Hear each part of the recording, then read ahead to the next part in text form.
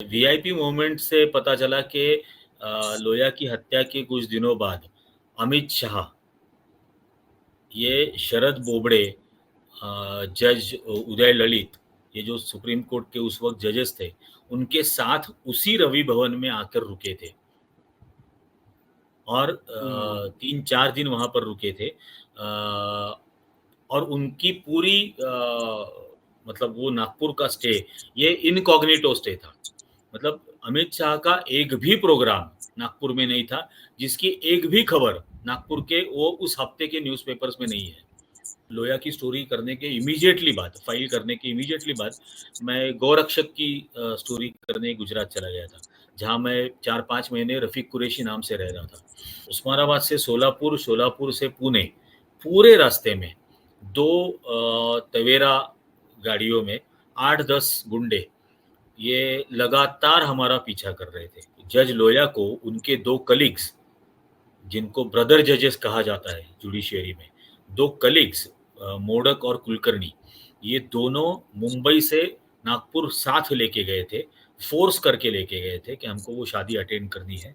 और उन दोनों में से या दूसरे कोई जजेस में से कोई भी उस बॉडी के साथ गातेगांव नहीं गया था। सिर्फ एम्बुलेंस में ड्राइवर के साथ वो बॉडी भेजी गई थी। स्काई ब्लू कलर का जज लोया ने पहना था उस दिन, जिस दिन उनका देहांत हुआ था। तो उन्होंने मुझे वो भी दिखाया। वो पूरा बाई तरफ कंधे से लेके कमर तक पूरा खून से लथपथ था वो शर्ट।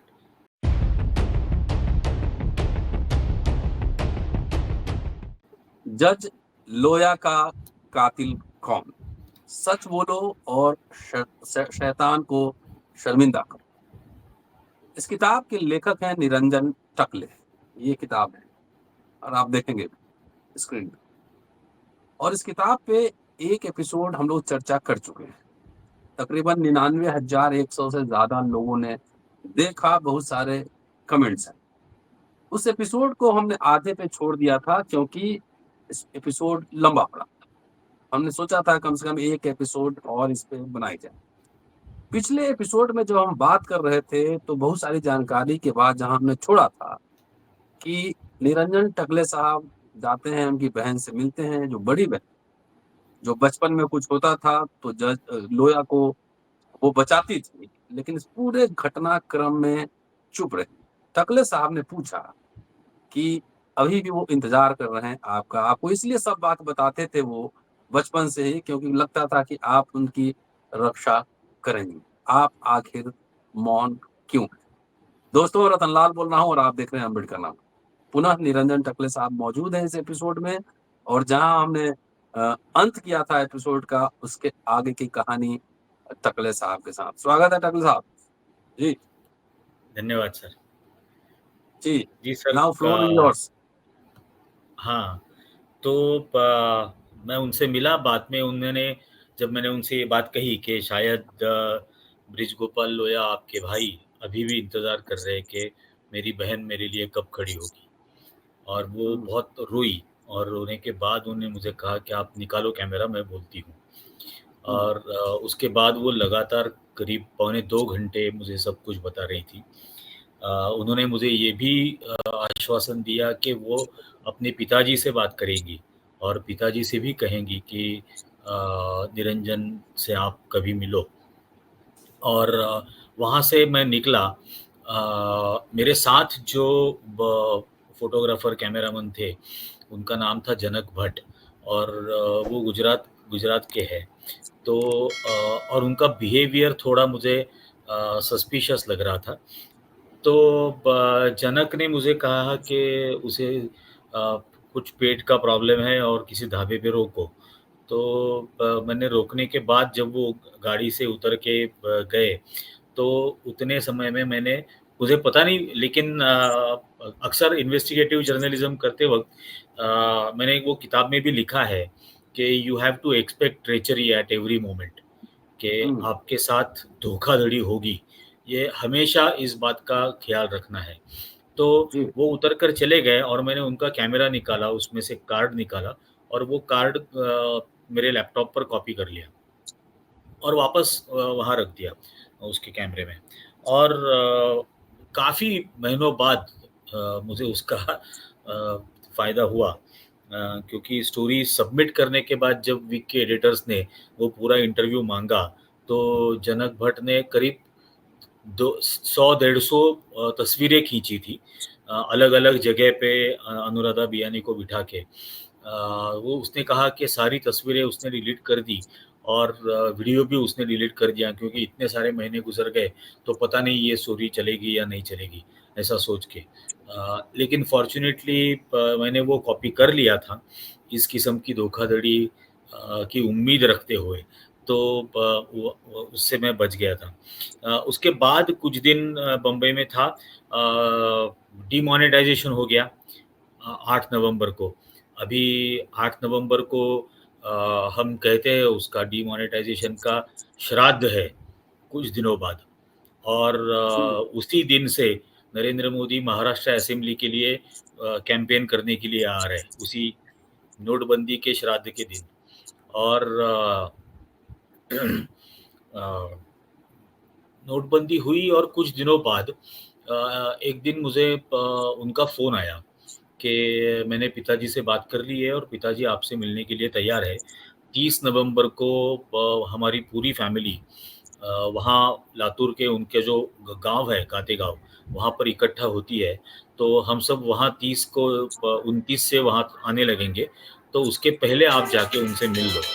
तो ये उन्होंने मुझे बताया था 24 नवंबर को।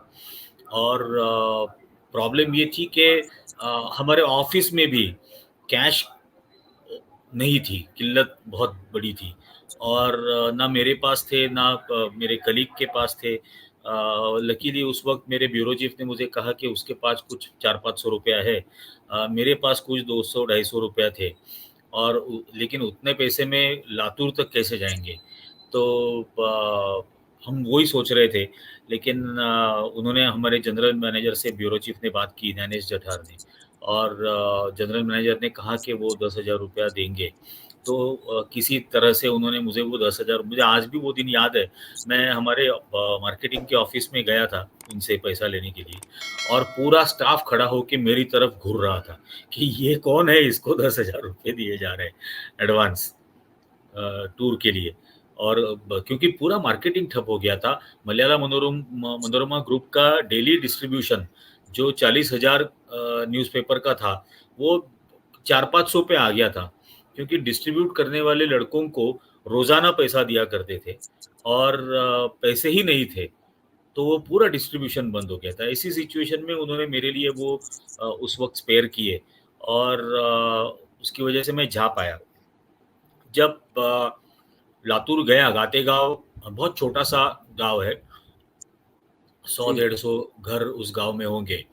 और जाते ही सामने उनका घर है, तो हमारी गाड़ी उनके घर के बाहर रुकी और वो राह देख रहे थे, क्योंकि उनको बताया गया था कि मैं आने वाला हूँ। तो उन्होंने बुलाया अंदर। टिपिकल देहाती किस्म के थे, पजामा और सफ़ेद कुर्ता जो महाराष्ट्र में सारे किसान पहनते हैं, और वो किसानी ही करते हैं। तो उनके घर में उन्होंने अंदर बुलाया, दरी बिछाई और हम नीचे बैठे।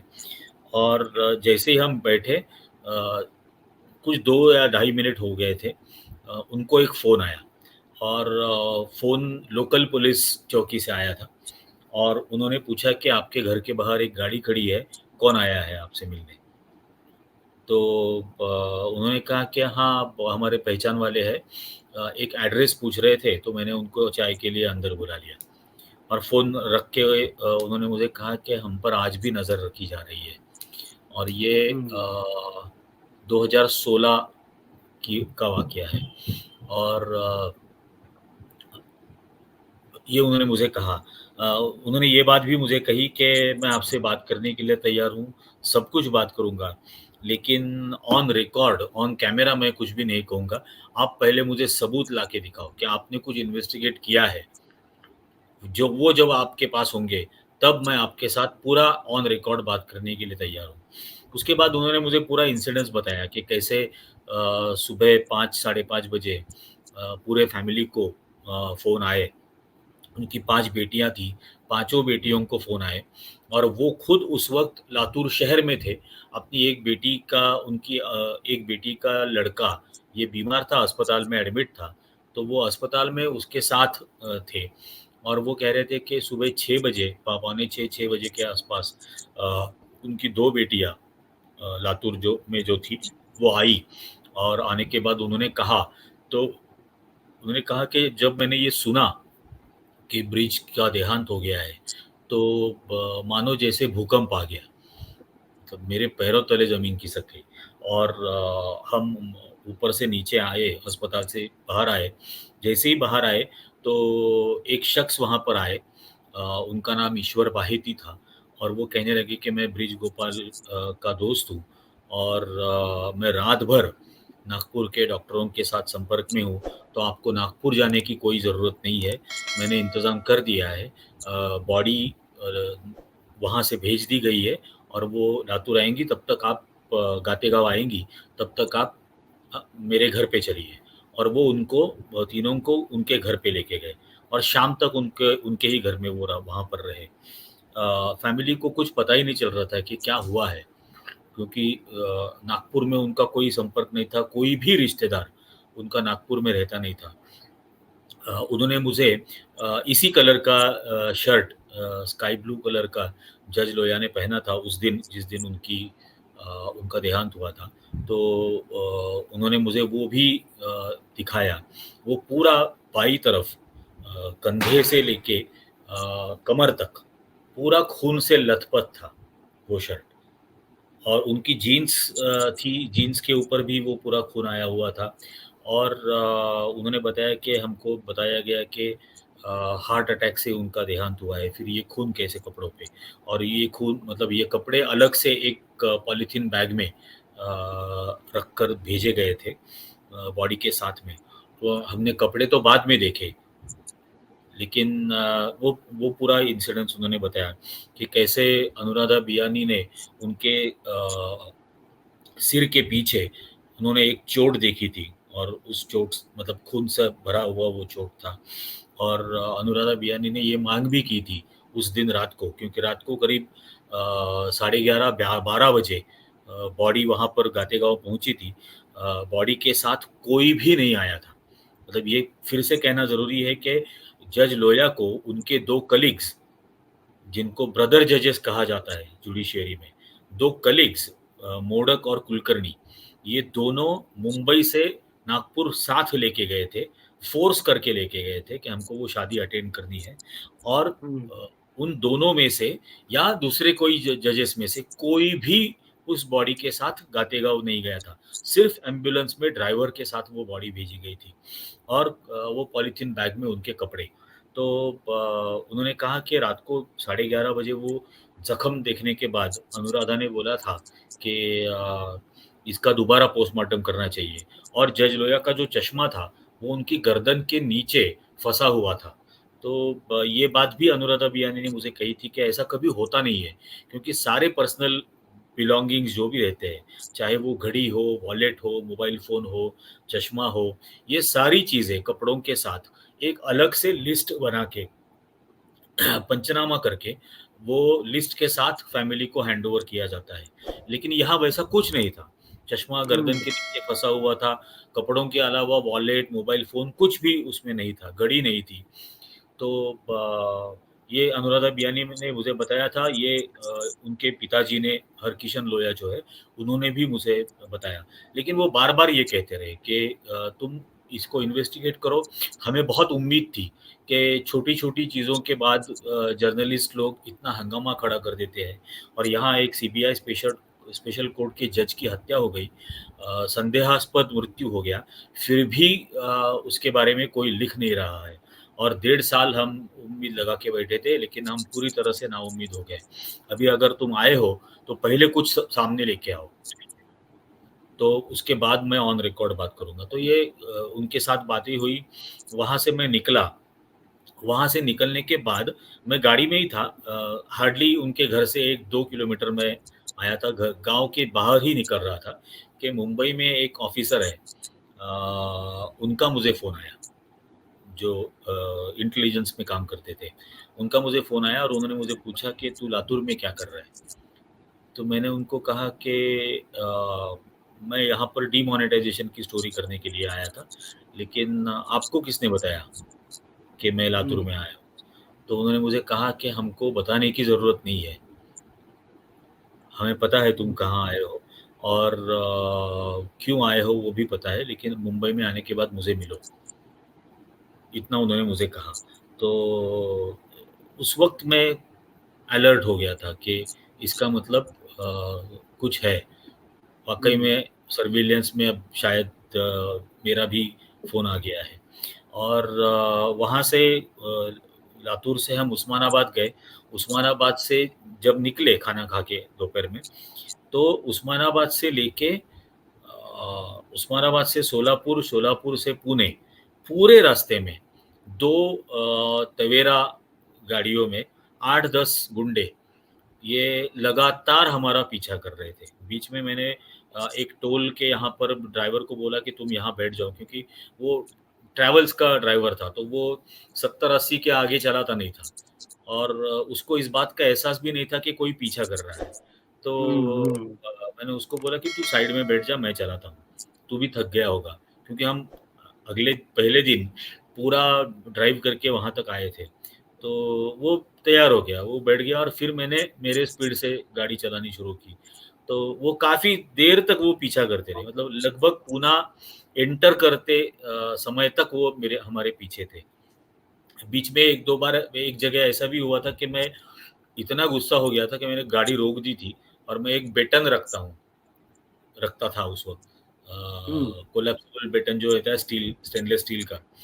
तो वो हुँ, बेटन निकाल के और ड्राइवर को बोला था तू टॉमी निकाल पीछे से। मैं हुँ, गाड़ी से नीचे उतर गया था। वो जैसे ही उतरा तो वो पीछा करने वाली गाड़ियाँ रुक गई और तब तक वो 5-10 मीटर के फासले पर रहती थी हमारे पीछे।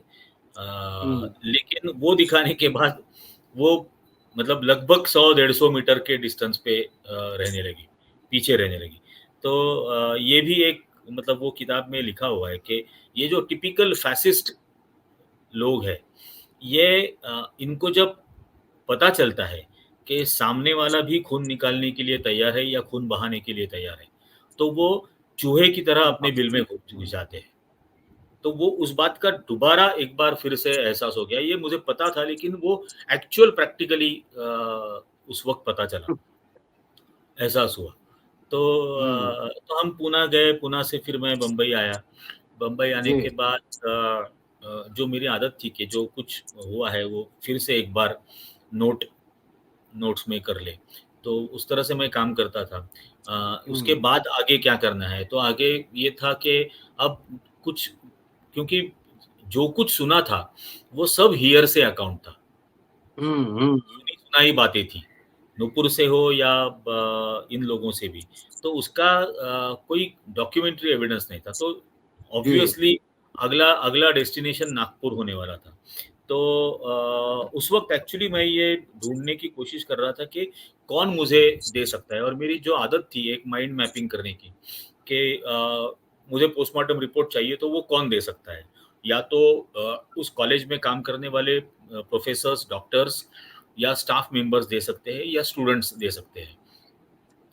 लेकिन जो उस व्यवस्था का हिस्सा है और जिन्होंने वो पोस्टमार्टम रिपोर्ट अभी तक दबा के, छुपा के रखी है, वो तो मुझे नहीं देंगे। तो प्रोफ़ेसर या डॉक्टर्स या स्टाफ तो मुझे देने वाला नहीं था। स्टूडेंट्स के साथ उम्मीद थी, लेकिन कौन स्टूडेंट्स दे सकते हैं? ये एक बात थी। तो फिर उस वक़्त ऐसा चल रहा था कि 2014 तक मतलब संविधान आने के दिन से 2014 तक 1952 से लेके 50 से लेके 2014 तक शेड्यूल कास्ट के स्टूडेंट्स जो पोस्ट ग्रेजुएशन करते हैं, उनको फ्री शिप मिलती थी सरकार की तरफ से। और मेडिकल कॉलेज में जो एमडी करते हैं, मास्टर ऑफ मेडिसिन्स जो कर रहे हैं, ये उनको बताया था आपने पिछले एपिसोड में। जी, जी, जी, हाँ, जी। समराइज़ कर दीजिए इसको, तो हाँ। तो मैं उन स्टूडेंट्स को मिलने के लिए वहाँ पे गया और पहले कुछ दिन उनके साथ दोस्ती बनाने में टाइम लग गया। दोस्ती बनाने के बाद मैं हम अक्सर ब्रेकफ़ास्ट के लिए वग़ैरह ऐसा उनको लेके जाता था। फिर एक बार मैंने उनसे रिक्वेस्ट की थी मुझे सीनियर से मिलना है। आपके, क्योंकि मुझे ऐसे स्टूडेंट से मिलना है जिनको 2014 तक मिली फ्रीशिप और अगले साल नहीं मिली, क्योंकि 2 साल का उनका पोस्ट ग्रेजुएशन है, तो 1 साल मिली और 1 साल नहीं मिली। तो जब नहीं मिली या मिलना बंद हो गया, तब वो उनको किस मुश्किलों से गुज़रना पड़ा था। तो हुँ, उन्होंने उनके सीनियर्स से मुझे 2 सीनियर्स से इंट्रोड्यूस करवाया था। फिर मैं उनसे दोस्ती बनाता था। फिर एक दिन उनके एक सीनियर ने मुझे उसके बर्थडे पार्टी पर बुलाया था और हम सभी को नागपुर का जो स्पेशलिटी है सावजी मटन वो बहुत सावजी मटन। पसंद है। तो हम सावजी मटन खाने के लिए उस दिन गए और कैजुअली मैंने उससे बात की थी कि मुझे मेरा एक क्राइम रिपोर्टर है, मैंने सुना था किसी वीआईपी का पोस्टमार्टम यहाँ पे हुआ था रात को और तो वो ढूँढ रहा था। तो उसने मुझे कहा कि हाँ, मुझे पता है, वो जज था और उनका जब पोस्टमार्टम हुआ तब मैं वहीं पे था क्योंकि उसने फॉरेंसिक में एमडी किया था, तो मैं वहीं पे था। तो आप देखो वो पोस्टमार्टम रिपोर्ट, वो देख के आपको पता चल जाएगा कितना गफला है उसमें। तो मैं बोला यार मैं तो पढ़ नहीं सकता, मतलब मुझे तो वो मेडिकल टर्मिनोलॉजी समझ में नहीं आती है और मुझे कहाँ से मिलेगा वो पोस्ट। बोले आपके पास नहीं है? बोला, नहीं है, कौन देगा मुझे? बोले मैं लेके आऊँगा आपके लिए। और दूसरे दिन 1 दिन बाद ही उसका मुझे फ़ोन आया कि हम आज रात को खाना खाते हैं। तो फिर भी मुझे उम्मीद नहीं थी कि इतने जल्दी उसको मिल गया होगा। तो 2 दिन बाद मतलब 1 दिन बाद हम फिर खाना खाने के लिए मिले, खाना-वाना खाया। खाने के पहले ही उसने मुझे एक ऐसे 5-6 पन्नों का एक बंच स्टेपल किया हुआ मुझे दे दिया, मुझे कहा बैग में रख दो। तो मैंने कुछ भी बात नहीं किया, मैं सिर्फ़ ले लिया और बैग में रख दिया, ये दिखाते हुए कि मुझे बहुत कुछ ख़ास इंटरेस्ट उसमें नहीं है, क्योंकि मैं उसको अलर्ट करना नहीं हुँ, चाहता था। और वो मैंने बैग में रख दिया, पूरा हमने खा और पूरा खाना होने तक पैर के पास बैग रखी थी, पूरा खाना होने तक मैंने उस बैग के ऊपर पैर रखे थे, कि कहीं कोई उसे खींच ना ले, खाते-खाते बातों हुँ, बातों के हुँ, चक्कर में। हुँ, फिर खाना खाने के बाद हम वहाँ से निकले, वॉक कर रहे थे एक बस स्टॉप के पास, 11 सवा 11 रात के बजे थे। उसने कहा कि हम यहाँ रुकते हैं, बैठते हैं थोड़ी देर।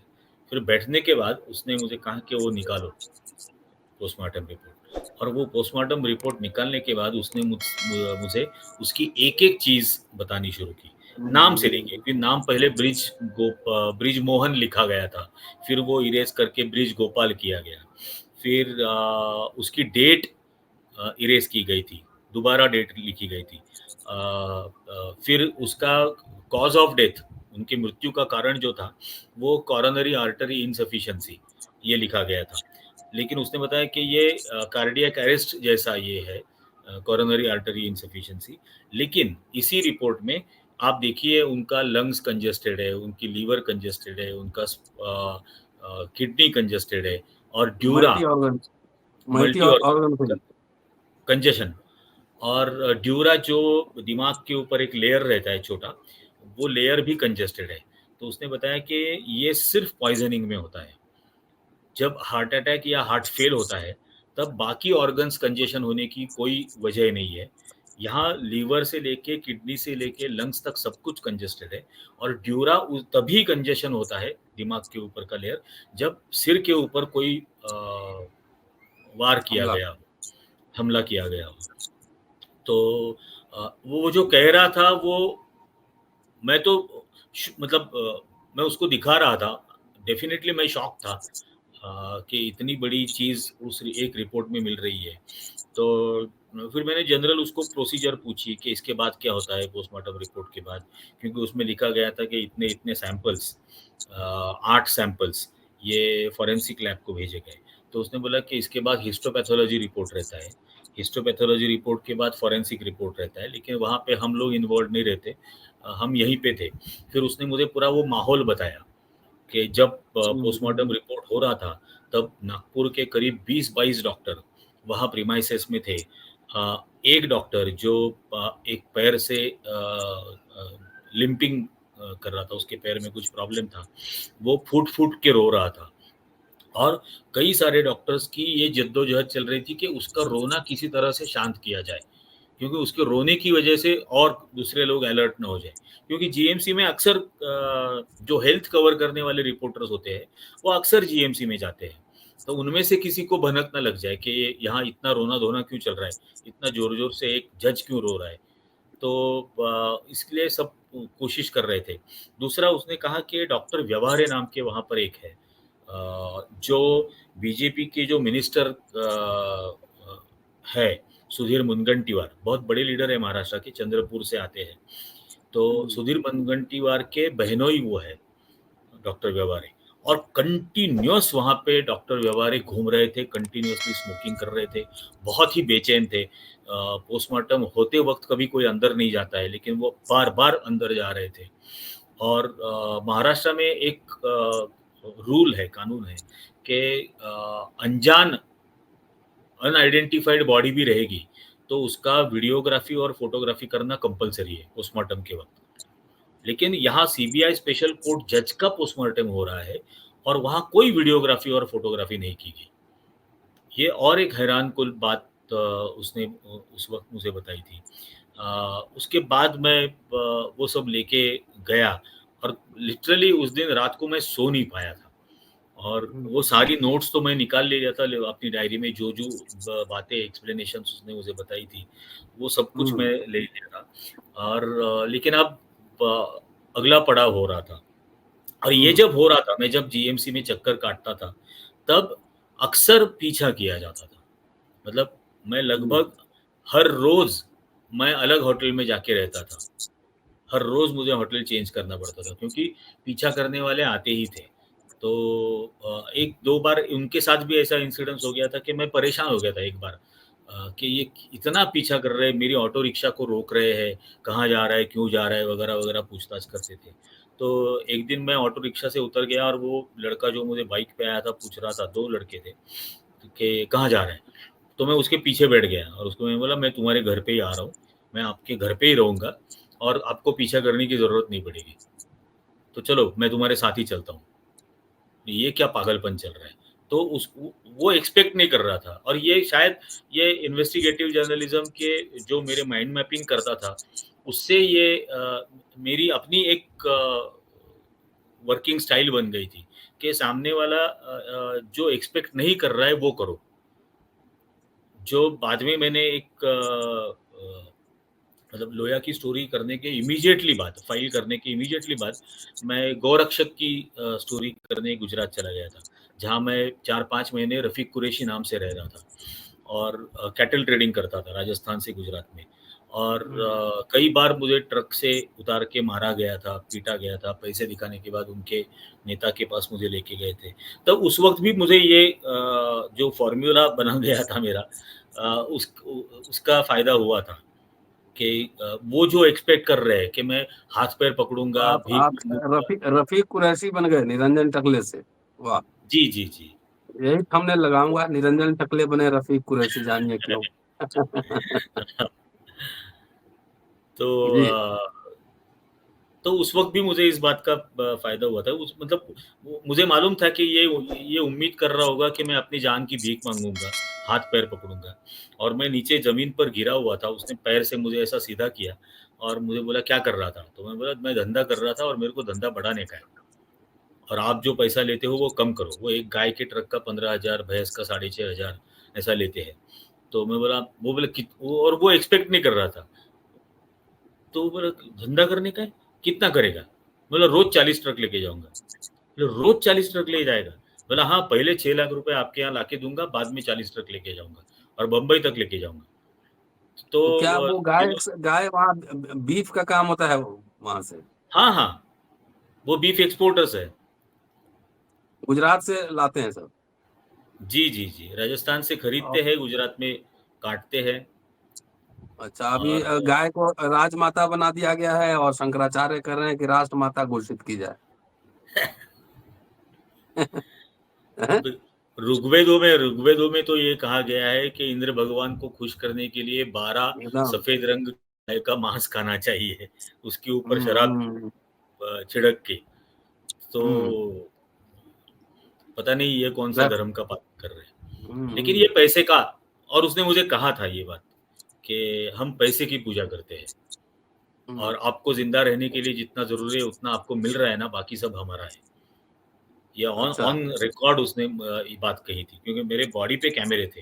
मेरे चश्मे में था, मेरे रिस्ट वॉच में था, मेरे बटन में था। तो हुँ। वो सारे वीडियोज़ भी हैं। लेकिन ये जो इंसिडेंस हुआ उसके बाद मैं कॉलेज में गया और वो लड़के के एक दिन साथ हम वीडियो कैंटीन दीजिए, उसी में बनाते हैं। एक दिन वीडियो क्लिपिंग हाँ, दिखा के इस बातचीत बढ़ाएँगे आगे। चलिए एनीवेज़ हाँ। जी, जी।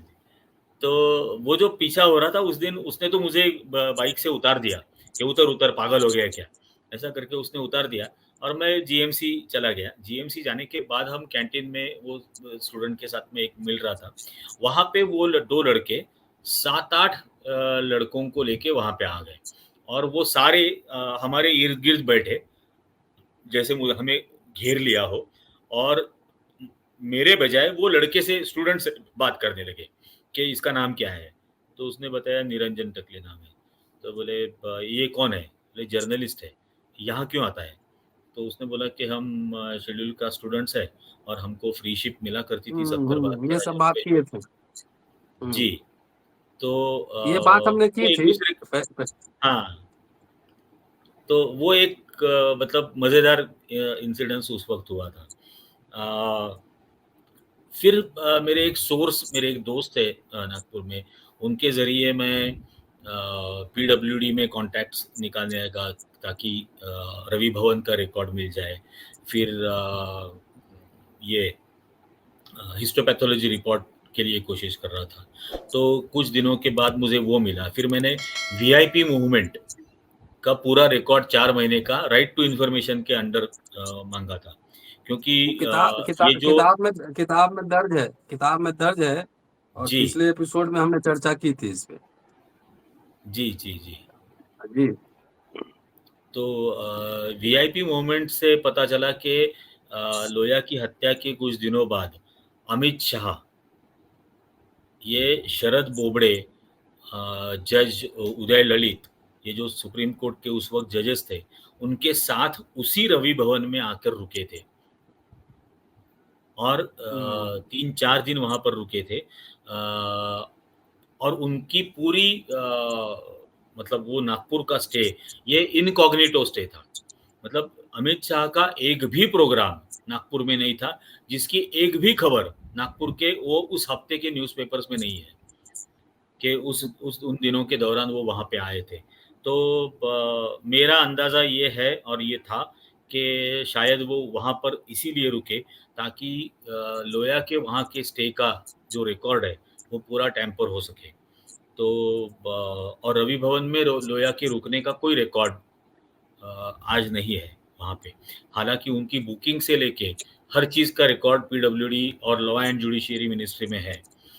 तो लेकिन वो सारे कागज़ मिलना ज़रूरी था। हिस्टोपैथोलॉजी रिपोर्ट से तो इतना कन्फर्म हो गया, मतलब मैं जानता नहीं था, ना मुझे एक्सप्लेन करने के लिए कोई, क्योंकि एक कंपाउंडर ने मुझे वो दिया था। तो हिस्टोपैथोलॉजी रिपोर्ट में जो टर्मिनोलॉजी लिखी गई है, उसको सिर्फ़ मैंने गूगल किया था। और सिर्फ गूगल करने से पता चल गया कि इनके इनके साथ पॉइज़निंग हुआ है, इनके सिर के ऊपर बहुत हमला हुआ है, जिसकी वजह से वो सारे सिम्पटम्स हिस्टोपैथोलॉजी रिपोर्ट में दर्ज किए गए हैं। और वो सब करने के बाद फिर मैंने जज लोया की पिताजी से कॉन्टैक्ट किया था और उन्होंने मुझे औरंगाबाद बुलाया था। और औरंगाबाद में वो अपनी दूसरी डॉटर सरिता मानधने उनके घर पे थे और वहाँ पे मतलब हरकिशन लोया, उनकी पत्नी ब्रिज मतलब जज लोया की माँ और पिताजी और बहन सरिता जी, ये तीनों वहाँ पे थे और उनको जाने के बाद पहले मैंने ये सारे एविडेंसेस के बारे में बताया, दिखाया। फिर उन्होंने कहा कि हाँ, अब हम ऑन रिकॉर्ड बात करते हैं और सरिता जी भी बात करेगी इसकी मुझे उम्मीद नहीं थी क्योंकि उनको उनसे मैं पहली बार मिल रहा था। लेकिन दोनों ने खुलकर उस वक़्त मुझसे बात की, सारी बातें बताई। बार-बार ये बात वो कह रहे थे कि मुझे कोई डर नहीं है, मुझे सिर्फ़ फ़िक्र है मेरे पोतों की, पोते-पोतियाँ जो उनकी है, उनकी फ़िक्र है। हमारी ज़िंदगी तो हो गई, आज मैं 85 उम्र 85 साल का हूँ, मेरी बीवी 80 साल की है। हमारी जान का अब कुछ हमें डर नहीं है, लेकिन मेरे पोतों के साथ कुछ ना हो जाए, इसकी मुझे बहुत फ़िक्र है। जी। ये बार-बार कह रहे थे। फिर वो पूरा रिकॉर्डिंग हुआ, रिकॉर्डिंग होने के बाद मैं उनकी फैमिली मतलब वाइफ़ के साथ और बहन के साथ बात कर रहा था, तब वो उतर के नीचे चले गए और मेरे साथ और 2 मेरे फ्रेंड्स थे जो पूरा वीडियो रिकॉर्डिंग कर रहे थे इस पूरे इंटरव्यू का। तो हम नीचे उतरे, उतरने के बाद देखा तो जज लोया के पिताजी मेरी गाड़ी का नंबर लिख के ले रहे थे। तो मैंने उनसे पूछा कि आप ये क्यों कर रहे हो? तो बोले अरे पता नहीं रास्ते में अगर कुछ हो गया, तो हमें पता तो चलेगा कम से कम कि उस गाड़ी में इस गाड़ी में तुम कौन-सी गाड़ी में जा रहे हो? तो मैंने कुछ नहीं होगा मुझे। तो उन्होंने एकदम मुझे ऐसा ज़ोर से गले लगा लिया, रोने लगे और रोते-रोते उन्होंने मुझे कहा कि तू भी ब्रिज जैसा दिखता है, मौत तुझे तुझे भी मौत ले जाएगी। चलिए, आज निरंजन साहब, आज इस जी, एपिसोड को यहीं रोकते हैं और अगले एपिसोड में जब मिलेंगे इस किताब पर, तो जज लोया के बेटे ने क्या पत्र लिखा, जो इन्वेस्टिगेटिव जो एजेंसीज़ थी उनकी क्या जी, भूमिका थी और जुडिशरी की क्या भूमिका थी, इसका ज़िक्र आपने किताब में किया है। तीनों पे विस्तार से चर्चा करेंगे आपके कंक्लूडिंग रिमार्क्स के साथ। तो बहुत ही दिलचस्प सुनते जी, रह गया मैं, तकरीबन 35 मिनट हो गए हैं और पता ही नहीं लगा समय कैसे गुज़रा। एक एपिसोड और इस पे करेंगे, जज लोया के जी, बेटे ने किसको क्या चिट्ठी लिखी थी और जो जाँच एजेंसी थी उनकी क्या भूमिका थी और जुडिशरी की क्या भूमिका थी। शुक्रिया, देखते रहिए अम्बेडकरनामा। शुक्रिया निरंजन साहब। Thank you sir.